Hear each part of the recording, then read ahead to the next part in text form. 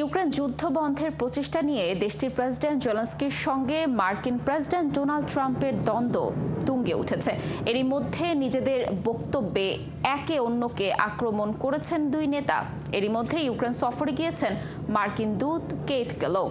এদিকে ফ্রান্স ইউরোপীয় নেতাদের সঙ্গে দ্বিতীয় দফায় বৈঠকের পর জানিয়েছে নিজেদের নিরাপত্তার জন্য ইউরোপ আর যুক্তরাষ্ট্রের ওপর নির্ভর করতে পারে না। সৃষ্টি ঘটকের প্রতিবেদন। মার্কিন প্রেসিডেন্ট ডোনাল্ড ট্রাম্প রাশিয়ার তৈরি একটি বিভ্রান্তিকর স্থানে বাস করছেন বলে অভিযোগ করেছেন ইউক্রেন প্রেসিডেন্ট ভলোদিমির জেলেনস্কি। বুধবার কিয়েভে সাংবাদিকদের একথা বলেন তিনি। এ সময় যুক্তরাষ্ট্রের সাথে বিরল খনিজ চুক্তির প্রথম খসড়া প্রত্যাখ্যান করে জেলেনস্কি বলেন তিনি রাষ্ট্র বিক্রি করতে পারবেন না। আমি ইউক্রেনকে রক্ষা করছি, তাই আমি আমার দেশ বিক্রি করতে পারবো না। ইতিবাচক যে কোনো কিছু করতেই প্রস্তুত। আমরা নিরাপত্তার গ্যারান্টি চেয়েছি। আমাকে খনিজের মাত্র 50% বলা হয়েছিল। এটা নিয়ে আরো কাজ করতে হবে। যুক্তরাষ্ট্র আমাদের $60 বিলিয়ন অস্ত্র এবং প্রায় $32 বিলিয়ন মানবিক বা সরাসরি বাজেট সহায়তা দিয়েছে। তাই সব মিলিয়ে এই অর্থ কোনোভাবেই $500 বিলিয়ন হতে পারে না। জেলেনস্কির এমন মন্তব্যে চটেছেন ট্রাম্প। জেলেনস্কিকে নির্বাচনবিহীন স্বৈরাচার হিসেবে আখ্যা দিয়ে ট্রাম্প লিখেছেন, সফল কৌতুক অভিনেতা ভলোদিমির জেলেনস্কির ভেবে দেখা উচিত যুক্তরাষ্ট্র $350 বিলিয়ন খরচ করে একটি যুদ্ধে যুক্ত হয়েছে যেটি কখনো জেতা যাবে না। এটি কখনোই শুরু করা উচিত হয়নি বলে মন্তব্য করেন ট্রাম্প। চলমান এই দ্বন্দ্বের মধ্যে কিয়েভে সফরে গিয়েছেন ট্রাম্পের ইউক্রেন বিষয়ক দূত কিথ কেলগ। তিনি জানান ইউক্রেনের কর্মকর্তাদের সঙ্গে আলোচনা করতেই তার এ সফর। এদিকে ইউক্রেনের যুদ্ধ বন্ধে ট্রাম্পের প্রচেষ্টা নিয়ে উদ্বেগের মধ্যেই দ্বিতীয় দফায় কানাডা ও ইউরোপীয় নেতাদের মধ্যে প্যারিসে বৈঠক অনুষ্ঠিত হয়। পরে ফ্রান্স সরকারের মুখপাত্র সোফি প্রাইমাস মন্ত্রিপরিষদের বৈঠকে বলেন, যুক্তরাষ্ট্র ইউরোপের মিত্র হলেও নিরাপত্তার জন্য তাদের উপর আর নির্ভর করা যায় না। ইউরোপের নিরাপত্তা ও প্রতিরক্ষা ক্ষমতা ঝুঁকিতে রয়েছে বলেও হুঁশিয়ারি উচ্চারণ করেন তিনি। এ সময় তিনি বলেন, ইউরোপ এবং ইউক্রেনের উপস্থিতি ছাড়া কোনো স্থায়ী শান্তি অর্জিত হবে না। সৃষ্টি ঘটক, ৭১। চলমান যুদ্ধ অবসানের আলোচনা থেকে কেউ ইউক্রেনকে বাদ দিচ্ছে না বলে জানিয়েছেন রাশিয়ার প্রেসিডেন্ট ভ্লাদিমির পুতিন। বুধবার রাজধানী মস্কোয় সাংবাদিকদের এ কথা বলেন তিনি। এ সময় সৌদি আরবে রুশ মার্কিন আলোচনার ফলাফলের প্রশংসা করেন পুতিন। তিনি বলেন তাদের আলোচনার মূল লক্ষ্য ছিল দুই দেশের সম্পর্ক পুনরুদ্ধার করা। পারস্পরিক স্বার্থের বিভিন্ন বিষয়ে পুনরায় কাজ শুরু করার ক্ষেত্রে এটি প্রথম পদক্ষেপ। বিশেষ করে মধ্যপ্রাচ্যেরও বিস্তৃত ইস্যু এখানে গুরুত্ব পেয়েছে। পুতিন জোর দিয়ে বলেন, ইউক্রেনের শান্তি এবং মীমাংসা সহ সবচেয়ে গুরুত্বপূর্ণ বিষয়গুলো সমাধানের আগে রাশিয়া এবং যুক্তরাষ্ট্রের মধ্যে আস্থার স্তর বৃদ্ধি করা জরুরি। এটি না হলে ইউক্রেন সংকট সহ কোনো সংকটেরই সমাধান সম্ভব নয়।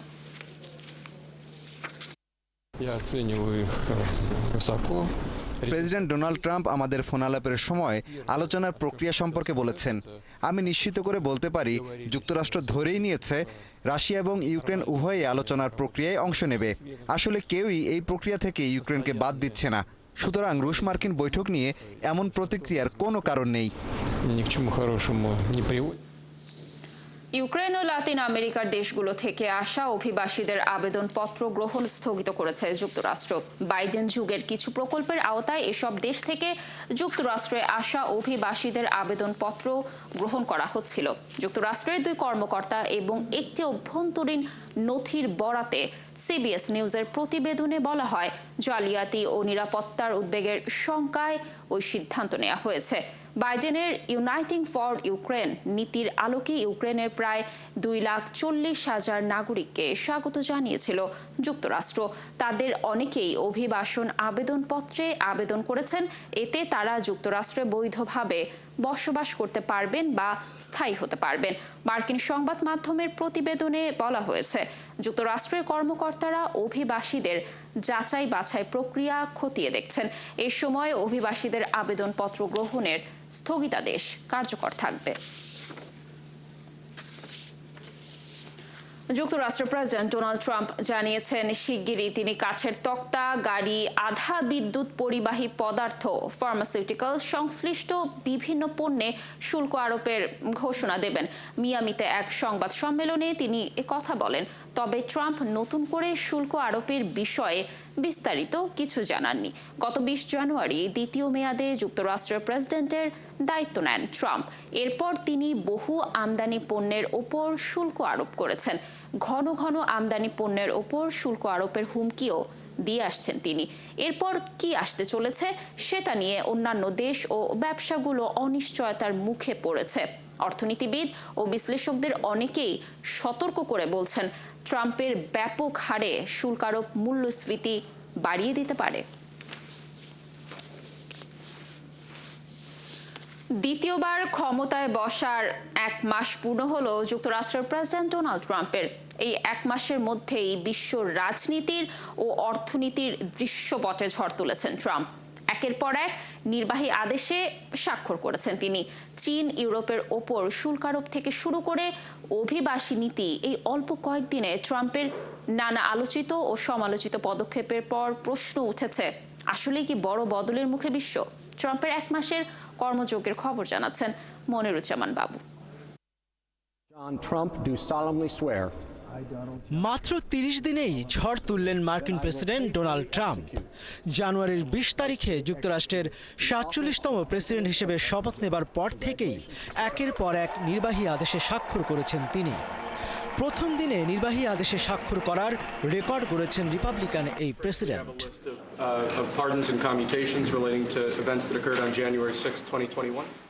সবার আগে ক্ষমা ঘোষণা করেন ক্যাপিটল হিলের দাঙ্গায় জড়িতদের। এতে বিশ্ব রাজনীতিতে বড় পরিবর্তন না আসলেও বড় ধাক্কা আসে তার শুল্ক আরোপের সিদ্ধান্তে। মেক্সিকো, কানাডা ও চীনের পণ্যের উপর 25% শুল্ক আরোপের ঘোষণা দেন তিনি।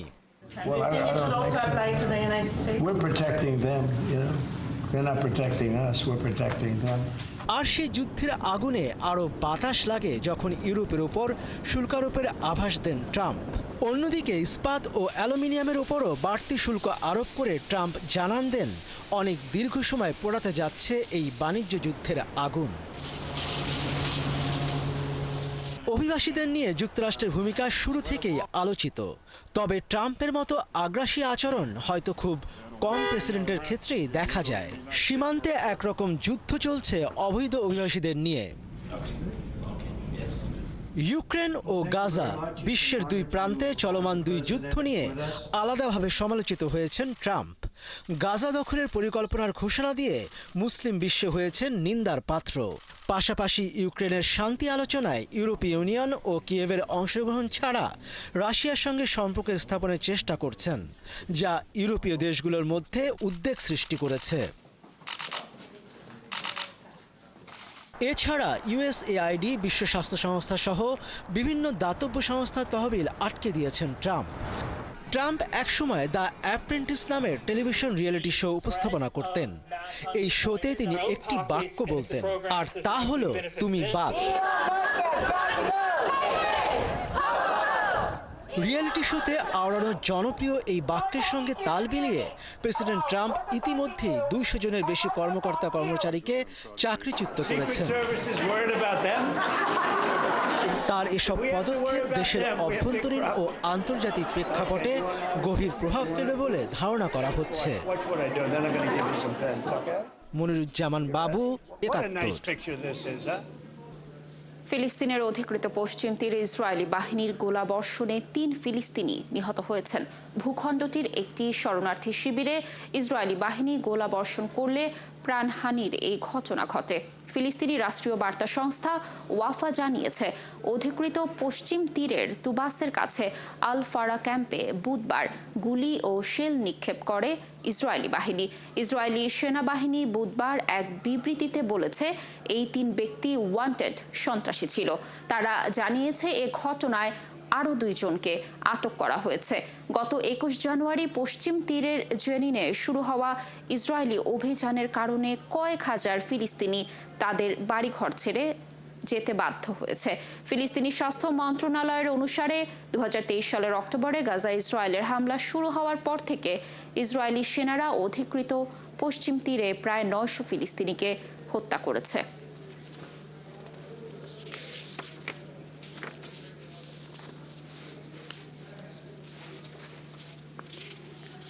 নিজেদের ভূখণ্ড থেকে ফিলিস্তিনিদের বাস্তুচ্যুতি করার পরিকল্পনা আবারও প্রত্যাখ্যান করেছেন ফিলিস্তিনের প্রেসিডেন্ট মাহমুদ আব্বাস। তিনি বলেছেন, ফিলিস্তিন বিক্রির জন্য নয়, এমনকি গাজা, পশ্চিম তীর বা জেরুজালেম ফিলিস্তিনের কোনো অংশই ছেড়ে দেয়া হবে না বলেও জানিয়েছেন তিনি। ফিলিস্তিনি বার্তা সংস্থা ওয়াফা জানিয়েছে, কেন্দ্রীয় পশ্চিম তীরের রামাল্লায় ফাতার কেন্দ্রীয় কমিটির একটি সভার উদ্বোধনী বক্তৃতার সময় প্রেসিডেন্ট মাহমুদ আব্বাস এসব কথা বলেন। শনিবার শেষ হওয়া আফ্রিকান ইউনিয়নের শীর্ষ সম্মেলনে তার অংশগ্রহণের কথা উল্লেখ করে আব্বাস বলেন, তিনি ফিলিস্তিনি জনগণকে বাস্তুচ্যুত করার যে কোনো প্রচেষ্টার বিরুদ্ধে তার দৃঢ় অবস্থান পুনর্ব্যক্ত করেছেন।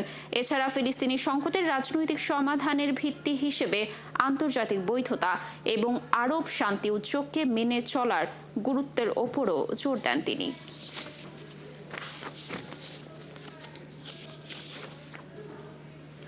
মার্কিন প্রেসিডেন্ট ডোনাল্ড ট্রাম্পকে তার গাজা দখলের পরিকল্পনা থেকে বিরত রাখতে সফল হয়েছে বলে দাবি করেছে মিশর ও জর্ডান। শুধু গাজা দখল নয়, সেখানকার ফিলিস্তিনি বাসিন্দাদের উচ্ছেদ করে অন্য কোথাও পাঠিয়ে দিতে চান তারা। মিশরের কর্মকর্তারা বলছেন, তাদের প্রস্তাবিত গাজার যুদ্ধ পরবর্তী বিকল্প পরিকল্পনা সম্পর্কে ট্রাম্পের সায় আছে বলে মনে হচ্ছে। আরও জানাচ্ছেন মাহফুজুর রহমান। আরব বিশ্বের সমর্থনে মিশর গাজা নিয়ে একটি বিকল্প পরিকল্পনা তৈরি করেছে। জর্ডানের বাদশাহ দ্বিতীয় আবদুল্লাহ যুক্তরাষ্ট্র সফরকালে বিষয়টি নিয়ে প্রেসিডেন্ট ডোনাল্ড ট্রাম্পের সাথে আলোচনা করেছেন। ট্রাম্প এই পরিকল্পনায় সম্মতিও দিয়েছেন। এটিকে প্রাথমিক বিজয় হিসেবে দেখছে মিশর সহ আরব বিশ্ব। মিশরের কর্মকর্তারা বলছেন, ট্রাম্পের গাজা দখল থেকে সরে আসতে কিছু যুক্তি দাঁড় করিয়েছেন জর্ডানের বাদশাহ। তিনি বলেছেন, ট্রাম্পের পরিকল্পনায় মধ্যপ্রাচ্যে ইসলামী উগ্রপন্থাকে উস্কে দিতে পারে, তাতে হিতে বিপরীত হবে। এই অঞ্চলে যুক্তরাষ্ট্রের পক্ষের সরকারগুলো টালমাটাল অবস্থায় পড়ে যেতে পারে। বিষয়টি খুব মনোযোগ এবং সহানুভূতির সাথে শোনেন মার্কিন প্রেসিডেন্ট। এই পরিস্থিতিতে গাজার ভবিষ্যৎ কি হবে তা নিয়ে প্রশ্ন দেখা দিয়েছে। মিশরের কর্মকর্তারা বলছেন, কায়রোর পরিকল্পনা বাস্তবায়ন করতে কোনো ধরনের সংঘাত সংঘর্ষের প্রয়োজন নেই, কারণ হামাস গাজায় নতুন সরকার প্রতিষ্ঠার স্বার্থে নিজেদের দূরে রাখতে সম্মত হয়েছে। তবে তাদের একটাই শর্ত, ওই সরকারে প্যালেস্টাইন অথরিটি বা পি-এর জ্যেষ্ঠ কোনো কর্মকর্তাকে রাখা যাবে না। তাই মিশরের পরিকল্পনায় হামাস বা পি-এর কোনো কর্মকর্তাকেই রাখা হয়নি। প্রতিবেদনে বলা হয়েছে, পি-এ পুলিশ বাহিনীর যে অংশ 2007 সাল থেকে গাজায় দায়িত্ব পালন করছে, তারাই গাজা পরিচালনায় কাজ করবে। সে সময় গাজায় নির্বাচনে জয়ী হয়ে হামাস সরকার গঠন করে। এখন প্রশ্ন হচ্ছে, গাজা উপত্যকায় নিরাপত্তার দায়িত্বে থাকবে কারা? যেমন লেবাননে গৃহযুদ্ধের পর 1990 সালে নতুন সরকার গঠিত হয়, তবে হিজবুল্লাহ সশস্ত্র অবস্থায় রয়ে গেছে এবং রাষ্ট্রের বাইরে আলাদা সশস্ত্র বাহিনী হিসেবে তারা কাজ চালিয়ে যাচ্ছে। এক্ষেত্রে মিশরের কর্মকর্তারা বলছেন, লেবাননের মতো পরিস্থিতি যাতে এখানে না হয় সে বিষয়টি উপসাগরীয় দেশগুলো নিশ্চিত করতে চায়। এ কারণে গাজা উপত্যকায় তাদের সক্রিয় ভূমিকা থাকবে। গাজা পুনর্গঠনে বিনিয়োগের মাধ্যমে তারা এই ভূমিকা পালন করে যাবে। মাহফুজুর রহমান, ৭১।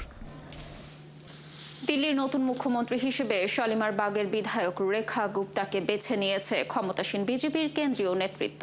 বুধবার স্থানীয় সময় সন্ধ্যায় নবনির্বাচিত বিধায়কদের সামনে পরিষদীয় দলের প্রধান হিসেবে তার নাম ঘোষণা করা হয়।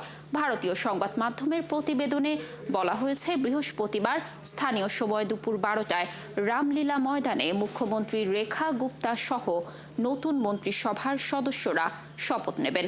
জানা গেছে, ব্যবসায়ী সমাজের প্রতিনিধি হিসেবে পরিচিত রেখা একসময় সংঘের ছাত্র সংগঠন এবিভিপির নেত্রী ছিলেন।